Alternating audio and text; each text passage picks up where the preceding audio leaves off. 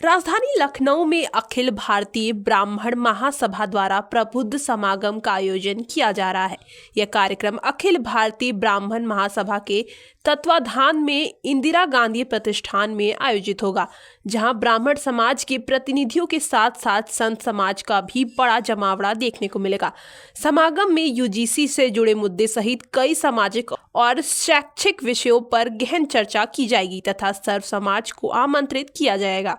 कार्यक्रम में पूर्व राज्यपाल कलजरा मिश्रा, उप मुख्यमंत्री ब्रजेश पाठक, राज्यसभा सदस्य दिनेश शर्मा और सांसद मनोज तिवारी के शामिल होने की सूचना है। जी, आज एक मौलाना पीरियड आप कर रहे हैं ब्राह्मणों का, क्या कुछ उद्देश्य है? देखिए, आज अखिल भारतीय ब्राह्मण महासभा के तत्वावधान में लखनऊ के इंदिरा गांधी प्रतिष्ठान में प्रबुद्ध समागम कार्यक्रम का आयोजन किया गया है। इस आयोजन के पीछे ये है कि देश की आजादी में 80% से ऊपर सवर्णों ने अपनी जान गंवा करके देश को आजाद कराने का काम किया। मैं नहीं ये कहता कि मेरा अधिकार बनता है कि पूरे सवर्णों का कि पूरे देश को अपने कब्जे में लेकर के चलें, लेकिन इतना मेरा अधिकार बनता है कि आज जो हालात है देश की राजनीति की कि सवर्ण मिटाओ सवर्ण सताओ, ये सभी राजनेता और राजनीतिक दलों का एजेंडा बन चुका है।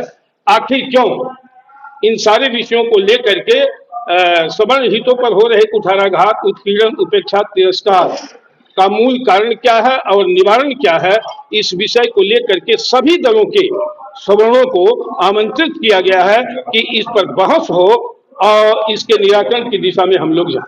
पंडित जी, यूजीसी लागू किया गया है। एक तरफ से देखा जा रहा है कि केंद्र में भी भाजपा की सरकार है, उत्तर प्रदेश में भी, लेकिन जिस तरीके से यूजीसी लागू किया गया उस पर ब्राह्मण क्या है? ये सरकार द्वारा घोर अन्याय है सवर्णों के साथ, और यह काला कानून है जो आने वाले दिनों में देश और समाज को बांट करके देश को पुनः गुलामी की ओर ले जाएगा। सर, शंकराचार्य को लेकर क्या कहें? शंकराचार्य के साथ जो भी कृत्य हो रहा है, चाहे वो सरकार के प्रतिनिधि के द्वारा या जो भी आरोप घिनौना लगाया जा रहा है, यह बहुत ही शर्मनाक और दुखद है। आज एक व्यक्ति अभिमुक्तेश्वरानंद पर, जो हमारे शंकराचार्य जी हैं, उन पर आरोप लगाया जा रहा है। आने वाले दिनों में कल कोई बात आएगी तो यही होगा कि वो रैपिस्ट शंकराचार्य, तो शंकराचार्य शब्द जो है कलंकित हो रहा है इस सनातनी सरकार में। जो सरकार अपने को सनातनी कहती है, हिंदूवादी कहती है, उस सरकार में शंकराचार्य पर दुष्चरित्र का फर्जी आरोप लगा करके उनको बदनाम किया जाए, ब्राह्मण छोटे छोटे ब्राह्मण भट्टों को चोटी खींच करके घसीट करके मारा जाए, ये इससे बड़ा कुशासन देश में कभी मैंने मुगलों के काल में, अंग्रेजों के भी काल में नहीं देखा गया होगा।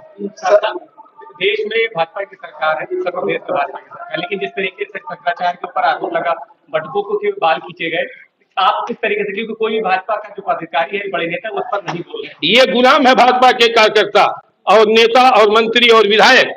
एक गुलाम की क्या औकात है होती है ये हम जानते हैं।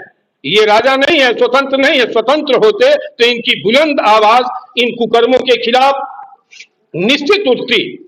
यह बड़ी दुखद की बात है कि जब ये सारी घटनाएं हुई हैं तो लोकसभा भी चल रही थी, विधानसभा भी चल रही थी, लेकिन लोकसभा और विधानसभा में किसी ने भी इस सवाल को उठाने का और इसका विरोध करने का कार्य नहीं किया। इस पर मुख्यमंत्री का भी कोई बयान अभी तक नहीं आया, उनको किस तरीके से देखते हैं?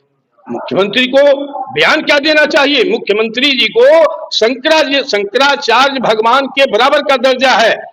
माननीय मुख्यमंत्री जी को स्वयं जा करके और उनसे अन्य विनय करके उनको मनाना चाहिए।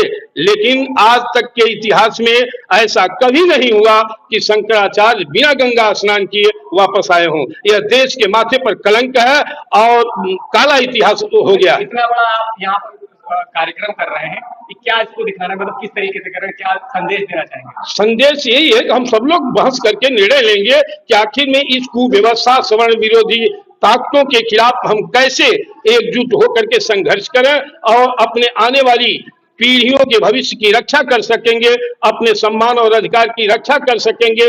इसका कोई विकल्प बनेगा या इसी तरह से हम लोग झेलेंगे? इन्हीं आज विषयों पर एक आज बहस के लिए बुलाया गया है। सर, समाज कहीं ना कहीं भाजपा से नाराज दिख रहा है। बुरी तरह से नाराज है। ये जितनी घटनाएं आपको बताया हूं, बुरी तरह से गांव में महिलाएं, बच्चे, पुरुष सारे लोग आक्रोश में हैं। आप देखिएगा भी 1 घंटे बाद क्या हालात होती है यहाँ, कितनी तादाद में लोग आ रहे हैं, पूरे प्रदेश के कोने कोने में, अन्य राज्यों से भी आ रहे हैं। यूजीसी का विरोध जिस तरीके से समाज कर रहा है, क्या ये आगे भी जारी रहेगा? निश्चित रूप से जारी रहेगा। यह जब तक समाप्त किया काला कानून नहीं किया जाएगा, तब तक हम सभी लोगों के द्वारा जो भी संगठन इसके विरोध में लड़ाई लड़ रहे हैं, संघर्षरत रहेंगे। आज जैसे कि डिप्टी सीएम भी यहाँ पे आने वाले थे, मनोज सिन्हा तिवारी भी आने वाले थे, तो क्या संदेश उनको बुलाएंगे? डिप्टी सीएम भी आएंगे, उप डिप्टी सीएम आएंगे, कलराज मिश्रा जी आ रहे हैं, मनोज तिवारी जी आ रहे हैं, डॉक्टर महेश शर्मा जी आ रहे हैं, हमारे दानिश आजाद जी। इस मंच पर एक अजूबा कि जो ब्राह्मण का कर्तव्य है, इस मंच से एक चमार, एक धोबी, एक डोम, एक पासी, एक माली, एक कुम्हार, एक लोहार, एक बढ़ई, एक दर्जी, इन सारे वर्ग के एक एक व्यक्तियों को सम्मानित करने का काम इस मंच के द्वारा किया जाएगा। देश में आपसी सौहार्द और सामाजिकता को कायम करने के लिए, प्रेम को कायम करने के लिए, यही ब्राह्मण धर्म है। लखनऊ के इंदिरा गांधी परिसर में प्रबुद्ध सम्मेलन होने जा रहा है, यानी स्वर्ण समाज, ब्राह्मण समाज। हम इस समय यहाँ मौजूद है। पीछे आपको दिखाना चाहेंगे कि स्टेज पे किस तरह से अखिल भारतीय ब्राह्मण महासभा के अध्यक्ष राजेंद्र कुमार त्रिपाठी पहुंच चुके हैं और कई ऐसे सहयोगी इनके दल हैं जो फिलहाल यहाँ पे पहुंच चुके हैं। आपको बताते चले यूजीसी को लेकर काफी नाराजगी फिलहाल देखने को मिल रही है।